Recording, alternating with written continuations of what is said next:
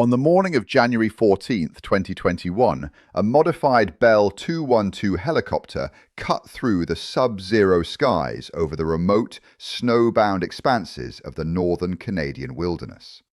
Suspended beneath the roaring aircraft was a heavy steel transport crate, buffeted by freezing winds that pushed the temperature down to minus 34 degrees.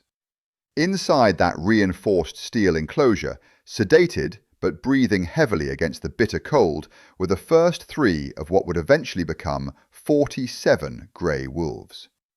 The rotors beat a rhythmic, deafening pulse against the silence of the ancient, frozen canopy below, carrying a secretive cargo toward a destination that had not heard the howl of an apex predator in more than half a century, leaving the ground crews to wonder what exactly would happen when these massive predators finally stepped out onto the ice. What followed that frigid morning was a series of events that absolutely no one predicted. A cascading ecological transformation that stunned the research teams and left field biologists questioning everything they knew about northern ecosystems. It is a story that scientists in the field of conservation biology still debate in halls and research stations across the globe. My name is Thomas Vance, and this is the full arc of the 47 wolves. By the time this account concludes, you will understand three distinct realities. First, how the introduction of a single predatory species can fundamentally alter the physical shape of a river. Second, the hidden mechanism by which a frozen forest communicates its distress. And third, how an ecosystem can appear perfectly healthy on the surface while actively dying from the inside out. But to understand the true impact of these 47 wolves, you have to start with something entirely unexpected: the microscopic fungi threading through the root systems of the white spruce trees. For decades, ecologists believed that a forest was built from the top down, governed by weather and sunlight. However, as documented in a landmark 2012 study published in the journal Ecologia, the health of a northern boreal forest is actually dictated by the delicate balance of its soil nutrients, specifically the nitrogen and phosphorus cycles managed by mycorrhizal networks. When that subterranean network breaks down, the trees begin to starve, the canopy thins, and the entire landscape begins a slow, silent slide toward collapse. For 50 years, this specific national park had been experiencing just such a decline, though the warning signs were invisible to the untrained eye. The trees were old, but no new saplings were surviving to take their place. The valleys were green, but it was a brittle, fragile green. The scientists monitoring the park noticed that the willow and aspen groves along the valley floors had stopped regenerating entirely. Without young trees, the songbird populations plummeted, and the riverbanks began to erode into the pristine glacial streams, turning crystal clear water into muddy, choked channels. The culprits were thousands of overabundant elk and deer, which had stripped the landscape bare because they no longer had any reason to fear the open valleys. The herbivores had become lazy, staying in one place for weeks, browsing every green shoot down to the snowline. The park had become a shadow of its former self, a system completely out of equilibrium. The researchers knew they had to act, but their initial plans focused entirely on vegetation management and artificial culling. But that is not what happened. The decision to introduce the wolves was met with immense skepticism. Critics argued that adding 47 large carnivores to an already stressed environment would simply result in the eradication of the remaining deer herds, leaving a barren wasteland of ice and bone. The initial computer models suggested a modest reduction in herbivore numbers over a 10-year period, but nature rarely conforms to the neat lines of a digital simulation.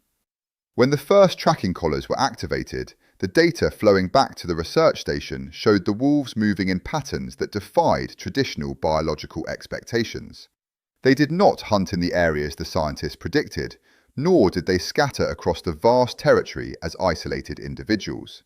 Instead, they formed highly organized, tightly knit family units almost immediately, moving with an eerie, coordinated purpose across the frozen landscape. As the first winter transitioned into a brief, intense northern spring, the researchers braced themselves for a bloody conflict between the new predators and the established wildlife. They expected a straightforward story of predator and prey, a simple mathematical equation of subtraction. What they found next changed everything. The wolves did not just hunt, they fundamentally altered the geography of fear within the park. The elk and deer, realizing that the open valley floors and exposed riverbanks were now dangerous zones, abandoned their long-held feeding grounds. They moved up into the steeper rocky crags and denser timber where they had a better chance of escaping or hiding. This sudden shift in herbivore behavior gave the bruised and battered vegetation along the watercourses its first breathing room in 5 decades. The willow shoots, which had been chewed down to stubble for generations, suddenly shot upward, their vibrant green stems reclaiming the river margins.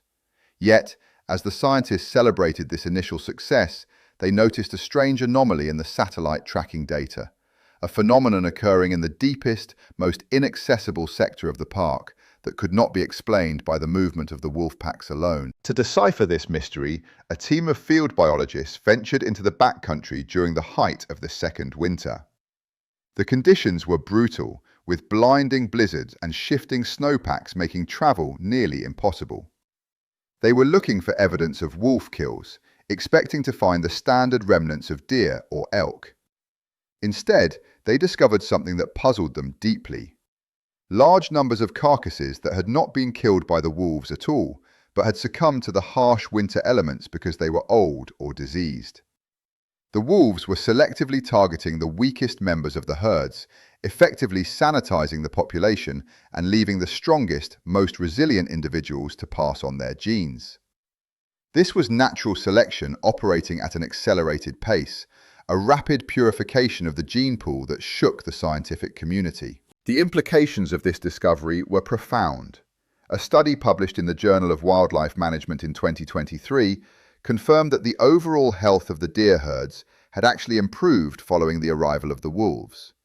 The average weight of the animals increased, and the prevalence of chronic wasting disease, which had threatened to wipe out the entire population, dropped to near zero. The wolves were acting as ecological doctors, diagnosing and treating the sickness of the forest with lethal precision. But as remarkable as this was, the researchers knew that the true test of the project would come in the 5th year, when the long-term data would finally reveal whether this intervention was a permanent cure or merely a temporary fluctuation. Nobody expected what came after. And here is where the story turns on a piece of pure luck. In the summer of the 3rd year, an unprecedented heatwave struck the region, triggering a massive, fast-moving wildfire that threatened to consume the entire southern half of the national park. The fire burned with an intensity that shocked forestry officials, leaping across old fire breaks and consuming thousands of acres of dense, dry timber. It seemed as though the entire reintroduction project would be literally incinerated, as the animals fled before the wall of flame. Amidst the chaos, a junior researcher named Dr. Elena Rostova made a seemingly small decision to leave a series of remote acoustic recorders running in a deep valley that lay directly in the path of the fire. She assumed the equipment would be destroyed, but she felt compelled to capture the sounds of the forest's final moments. The fire raged for 3 weeks before a sudden, unseasonal, torrential downpour extinguished the flames. When the research team returned to the blackened, smoking ruins of the valley, they found that Dr. Rostova's recording equipment had miraculously survived, protected by a freak shift in the wind that had directed the worst of the heat away from the rocky crevice where it was mounted.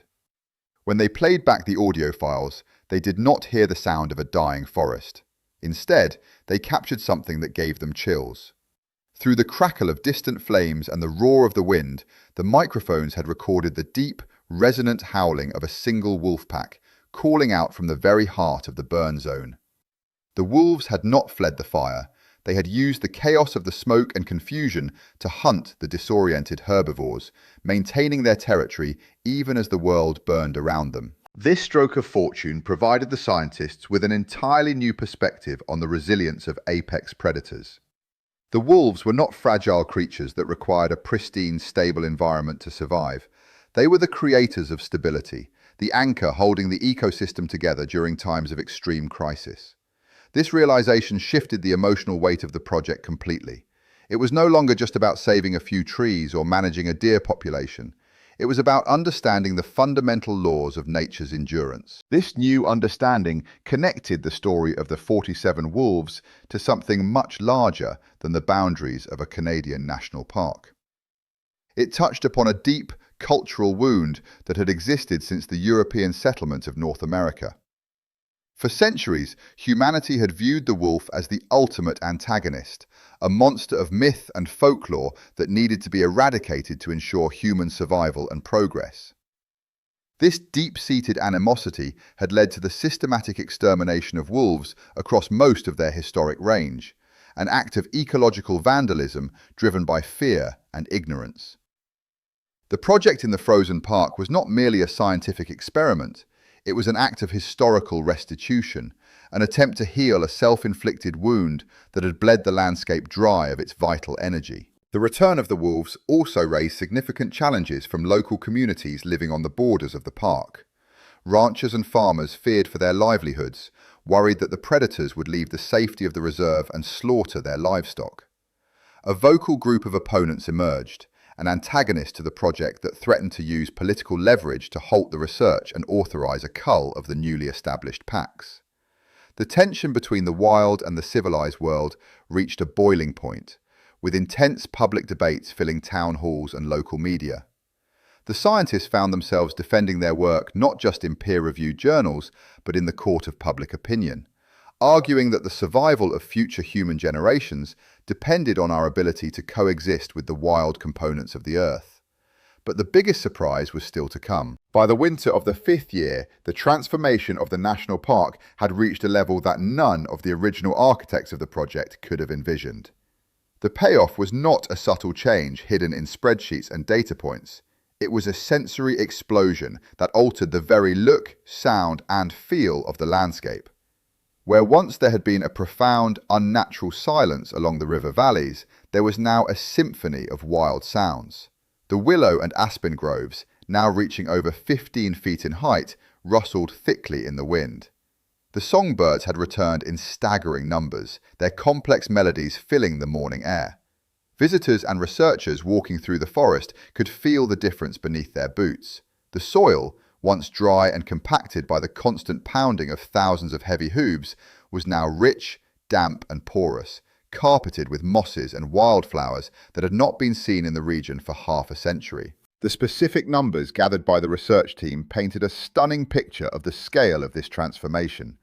The number of beaver colonies in the park had increased from just one single struggling family to over 12 thriving communities. The beavers, attracted by the abundant new willow growth, had built a network of dams that created expansive wetlands. These dams slowed the flow of the rivers, filtering out sediment and creating deep, cool pools that allowed native trout populations to increase by over 300%. The physical geography of the rivers themselves had changed. The channels were narrower, the banks stabilized by the deep, strong roots of the regenerated trees, stopping the destructive erosion that had plagued the park for decades. The change from broken to healed was absolute. The forest was no longer empty, it was full of life, moving through the undergrowth. It was no longer silent, it was loud with the calls of ravens, eagles, and coyotes that thrived on the scraps left behind by the apex predators. The winter landscape, once a static, dead tableau of ice and starving deer, was now vibrant, dynamic, and undeniably alive. The 47 wolves had achieved in 60 months what human engineering could not have accomplished in 60 years. They had woven the torn fabric of the ecosystem back together, proving that nature possesses an inherent, intelligent capacity to heal itself, provided we have the courage to step back and let it work. When we look deeply into the frozen valleys of this resurrected wilderness, we are reminded that a forest is not merely a collection of trees, but a complex, living language where every species forms a vital word. To remove the apex predator is to tear the most profound stanza from that ancient text, leaving the remaining words to lose their meaning and fade into a silent, forgotten history. The return of the 47 wolves is a testament to the enduring memory of the land, a promise kept to the generations that will follow us, ensuring that they too will know the true, untamed voice of the earth. We owe it to those who come after to remember that our own survival is inextricably bound to the survival of the wild spaces we so often seek to conquer. What are your thoughts on the profound transformation brought about by these 47 wolves? Do you believe humanity should actively pursue more rewilding projects of this scale, or do the risks to surrounding communities outweigh the ecological benefits? If you found value in this exploration of nature's remarkable resilience, please consider subscribing to the channel to support more long-form documentary storytelling. My name is Thomas Vance, and thank you for listening.